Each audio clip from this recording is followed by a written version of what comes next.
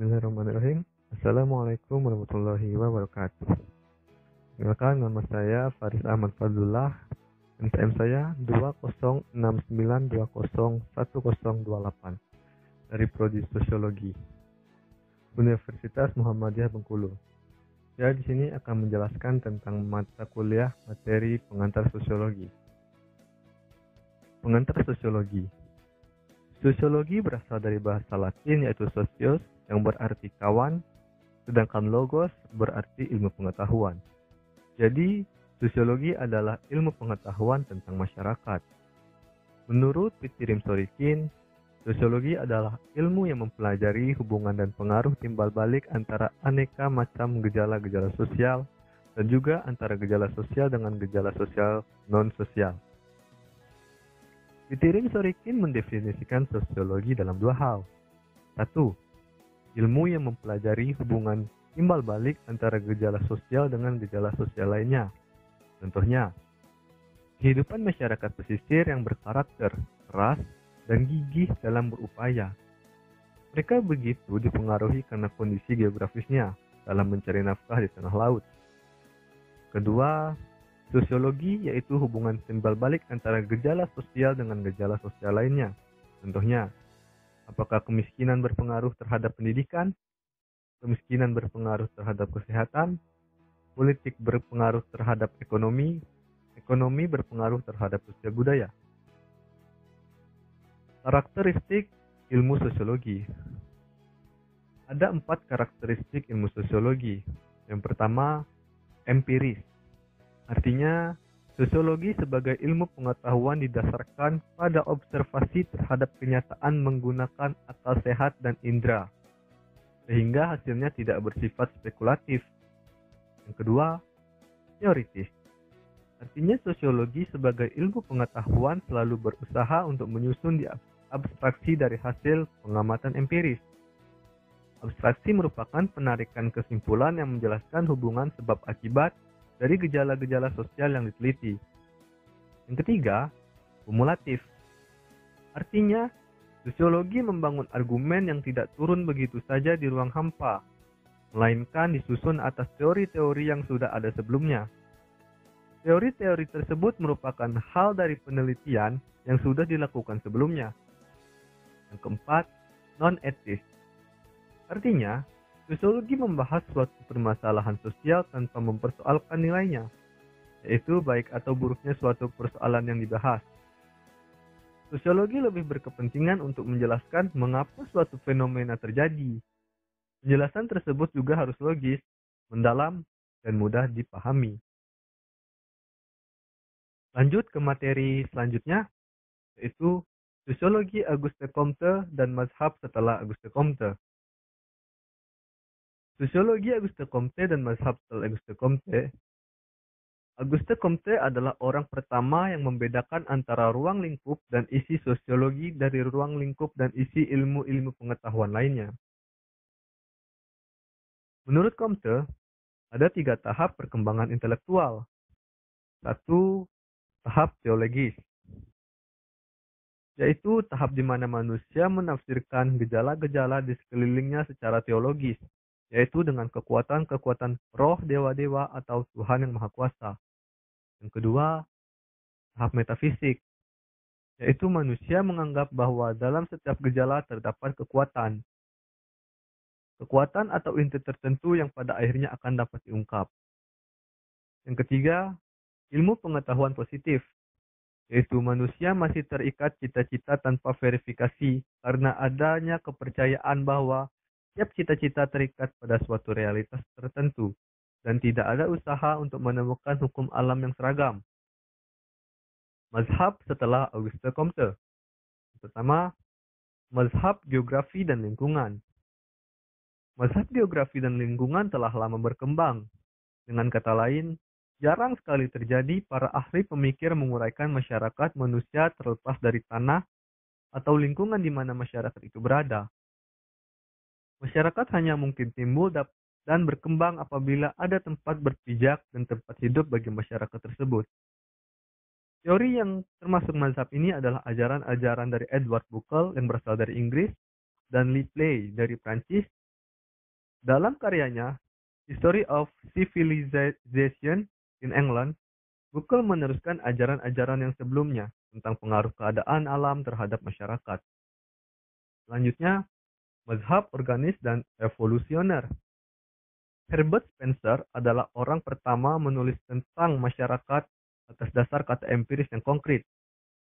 Dia telah memberikan suatu model konkret yang secara sadar maupun tidak telah diikuti oleh sosiolog setelah dia. Suatu organisme menurut Spencer akan bertambah sempurna apabila bertambah kompleks dan dengan adanya diferensiasi antara bagian-bagiannya. Selanjutnya, mazhab psikologi. Gabriel Tarde dari Prancis.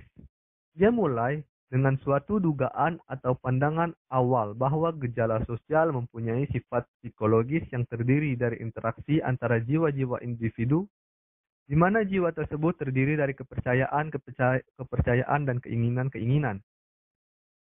Keinginan utama Tarde adalah berusaha untuk menjelaskan gejala-gejala sosial di dalam kerangka reaksi-reaksi psikis seorang. Salah satu sosiolog di Amerika, Richard Horton Coley, mengatakan bahwa individu dan masyarakat saling melengkapi, di mana individu hanya akan menemukan bentuknya di dalam masyarakat. Mazhab formal.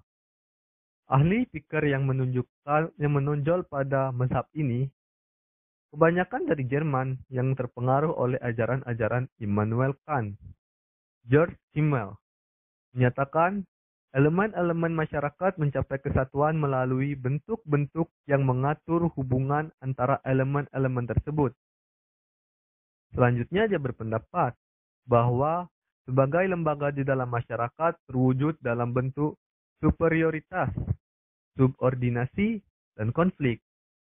Menurut Simmel, seseorang menjadi warga masyarakat untuk mengalami proses individualisasi dan sosialisasi. Selanjutnya, mazhab ekonomi. Di mazhab ini akan dikemukakan ajaran-ajaran dari Karl Marx dan Max Weber. Marx telah mempergunakan metode-metode sejarah dan filsafat untuk membangun suatu teori tentang perubahan yang menunjukkan perkembangan masyarakat menuju suatu keadaan di mana ada keadilan sosial. Menurut Marx, selama masyarakat masih terbagi atas kelas-kelas, maka pada kelas yang berkuasalah akan terhimpun segala kekuatan dan kekayaan. Weber menyatakan bahwa bentuk organisasi sosial harus diteliti menurut perilaku warganya, yang motivasinya serasi dengan harapan warga-warga lainnya. Selanjutnya, mazhab hukum. Durkheim menaruh perhatian yang besar terhadap hukum yang dihubungkannya dengan jenis-jenis solidaritas yang terdapat di masyarakat. Hukum menurut Durkheim adalah kaidah-kaidah yang bersanksi yang berat, ringannya tergantung pada pelanggaran, anggapan-anggapan serta keyakinan masyarakat tentang baik buruknya suatu tindakan.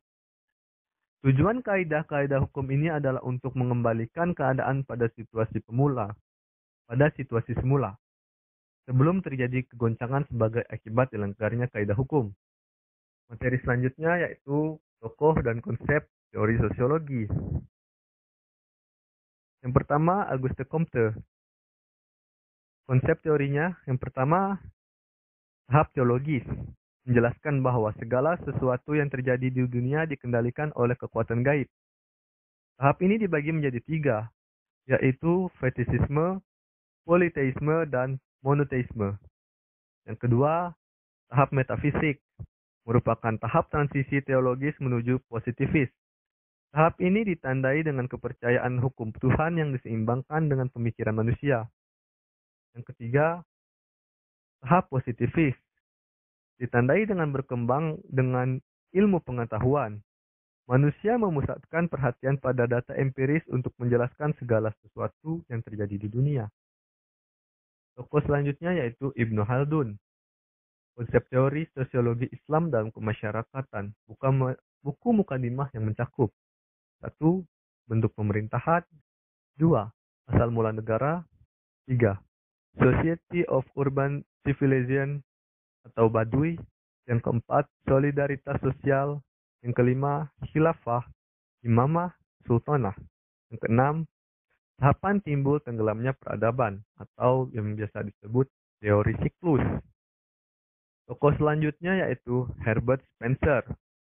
Herbert Spencer adalah salah satu tokoh sosiologi yang lahir pada tahun 1820 dan beliau wafat pada tahun 1903. Spencer sendiri merupakan filsuf yang berasal dari negara Inggris, tergolong sebagai tokoh sosiologi klasik. Salah satu karya Spencer tentang sosiologi ialah mengenai pandangannya terhadap lembaga keluarga, lembaga agama, lembaga politik, dan pengendalian yang terjadi akibat perubahan sosial dalam masyarakat.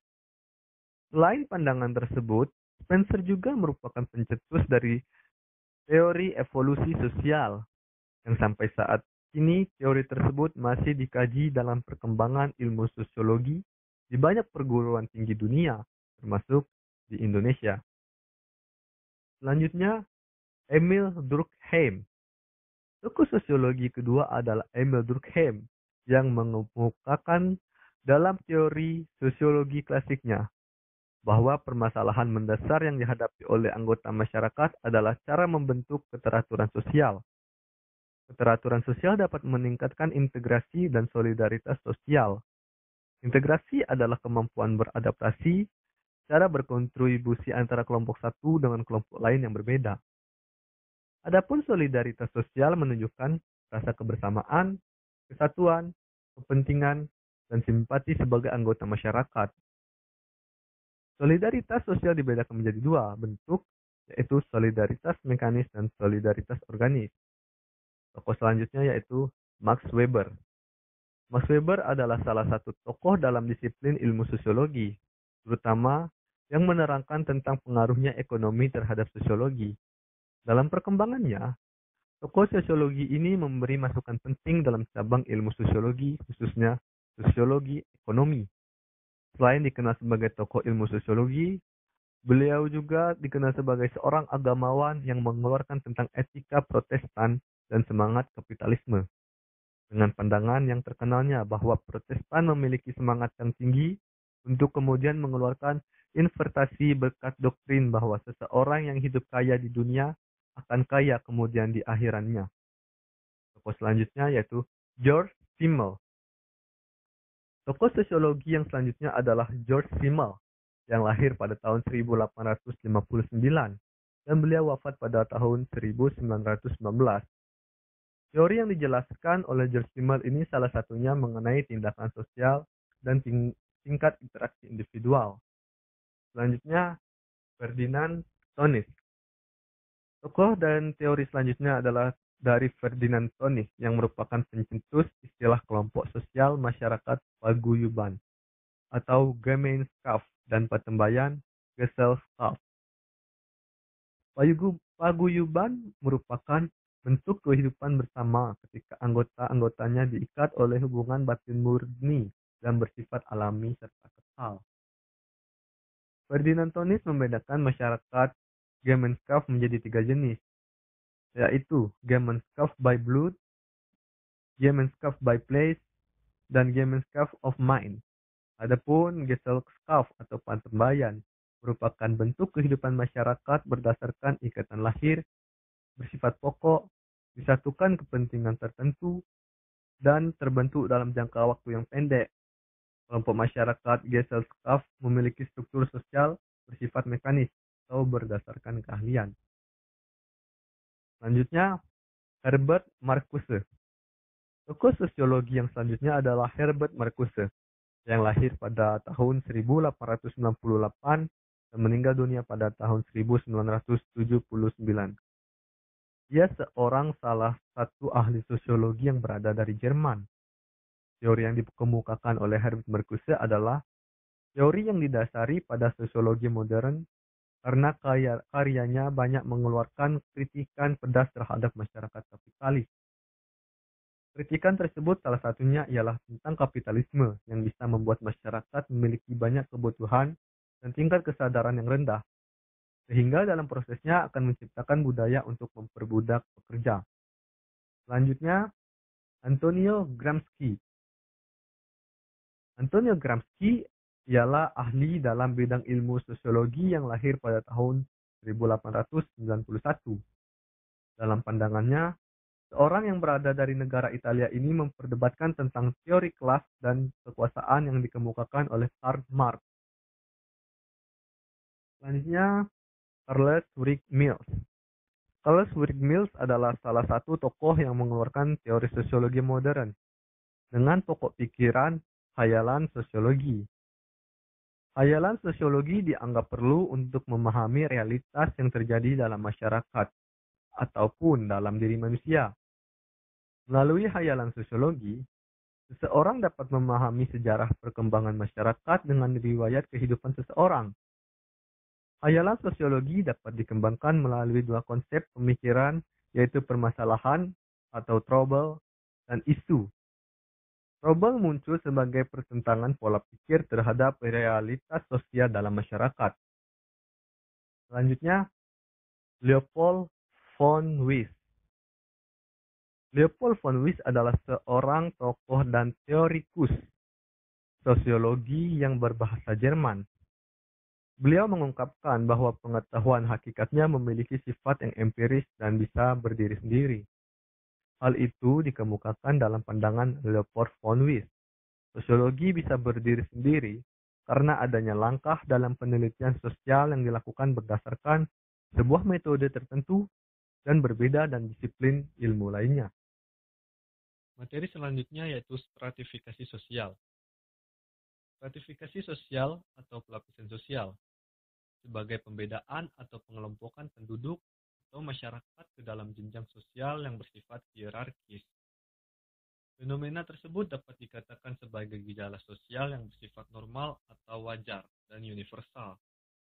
Menurut Pitirim Sorikin, stratifikasi sosial adalah pembedaan penduduk atau masyarakat ke dalam kelas-kelas secara bertingkat atau hierarkis. Perwujudannya adalah adanya kelas-kelas tinggi dan kelas yang lebih rendah. Dasar dan inti pelapisan sosial adalah tidak adanya keseimbangan dalam pembagian hak dan kewajiban dan tanggung jawab di antara anggota masyarakat. Artinya, lapisan masyarakat sudah ada sejak manusia mengenal kehidupan bersama dalam organisasi sosial. Pada masyarakat tradisional, ada pemimpin dan yang dipimpin. Ada budak dan bukan budak, pembagian kerja dan sebagainya. Semakin maju suatu masyarakat, semakin kompleks sistem pelapisan masyarakatnya. Bentuk-bentuk konkret dapat diklasifikasikan ke dalam 3 kelas. Yang satu, ekonomi. Kedua, politis.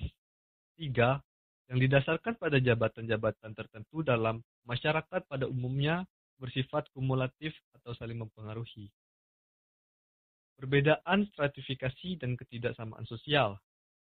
Pengertian stratifikasi sosial atau social stratification berbeda dengan konsep ketidaksamaan sosial atau social inequality.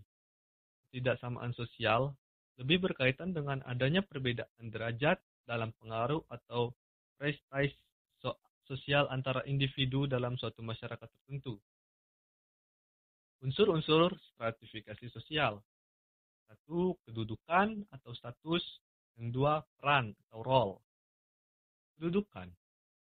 Tempat seseorang dalam suatu pola tertentu secara hierarkis.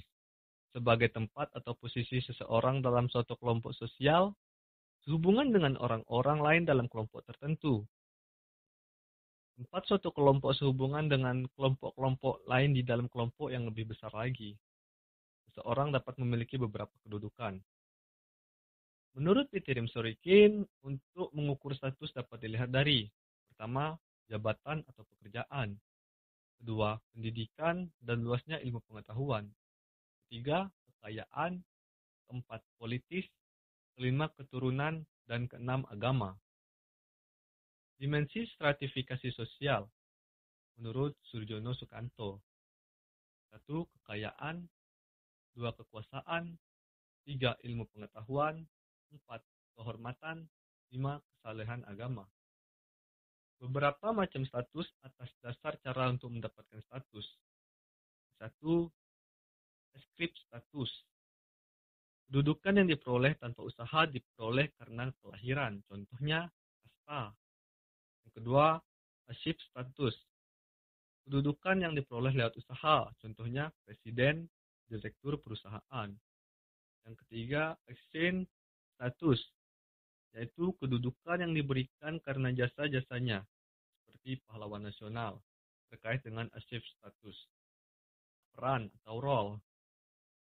Aspek dinamis dari kedudukan artinya seseorang telah menjalankan hak-hak dan kewajiban-kewajibannya sesuai dengan kedudukannya.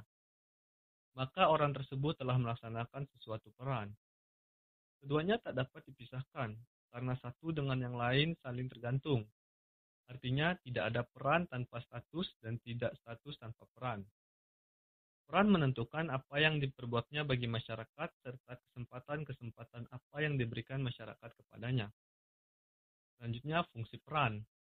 Yang pertama, memberi arah pada proses sosialisasi. Yang kedua, pewarisan tradisi, kepercayaan, nilai-nilai norma-norma dan pengetahuan. Yang ketiga, dapat mempersatukan kelompok atau masyarakat. Dan yang keempat, menghidupkan sistem pengendali dan kontrol, sehingga dapat melestarikan kehidupan masyarakat. Materi selanjutnya itu 2 macam peran atas dasar pelaksanaannya. Yang pertama, peran yang diharapkan atau expect rules. Cara ideal dalam pelaksanaan peran menurut penilaian masyarakat, masyarakat menghendaki peran yang diharapkan dilaksanakan secermat-cermatnya, dan peran ini tidak dapat ditawar dan harus dilaksanakan seperti yang ditentukan. Contoh, peran jenis ini antara lain peran hakim, peran protokoler, diplomatik, dan sebagainya. Cara bagaimana sebenarnya peran itu dijalankan, peranan ini pelaksanaannya lebih luas, dapat disesuaikan dengan situasi dan kondisi tertentu. Peran yang disesuaikan mungkin tidak cocok dengan situasi setempat, tetapi kekurangan yang muncul dapat dianggap wajar oleh masyarakat. Selanjutnya, pembedaan peran atas dasar cara memperolehnya. Peran bawaan, yaitu peran yang diperoleh secara otomatis bukan karena usaha. Misalnya peran sebagai nenek, anak, dan sebagainya. Peran pilihan, yaitu peran yang diperoleh atas dasar keputusannya sendiri. Misalnya seseorang yang memutuskan untuk memilih kuliah di Fakultas Ilmu Sosial dan Ilmu Politik di Universitas Airlangga dan menjadi mahasiswa program studi tertentu. Secara filosofis, semua orang mempunyai kedudukan sama. Namun demikian dalam realitasnya, kehidupan bermasyarakat, fenomena stratifikasi sosial dengan mudah dapat dijumpai dalam masyarakat manapun. Bahkan pada masyarakat hewan, merayap, melata, menyusui, dan lain-lain. Dan tumbuhan pun, perdu, parasit, dan lain-lain, terdapat sistem pelapisan. Sifat stratifikasi sosial. Stratifikasi sosial tertutup dan stratifikasi sosial terbuka. Stratifikasi sosial tertutup atau closed social stratification, lapisan sosial ini membatasi kemungkinan berpindahnya seseorang dari lapisan yang satu ke lapisan yang lain, baik dari bawah ke atas atau dari atas ke bawah. Misalnya atas dasar kasta, ras, dan sebagainya.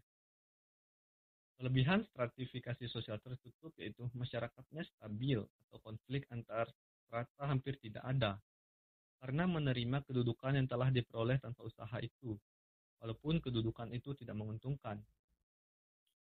Tujuan kehidupan masyarakat akan lebih mudah tercapai, terutama untuk pemenuhan kebutuhan hidupnya. Kelemahan stratifikasi sosial tertutup. Masyarakatnya statik dan apatis. Mengapa? Tidak mungkin untuk melakukan perubahan stratifikasi sosial yang telah ada dan yang digunakan oleh masyarakat sebelumnya. Stratifikasi sosial terbuka atau open social stratification. Setiap anggota masyarakat mempunyai kesempatan untuk berpindah jenjang, baik dari bawah ke atas atau dari atas ke bawah bagi yang tidak beruntung. Misal, gubernur, direktur perusahaan, dan lain-lain. Keuntungan stratifikasi sosial terbuka.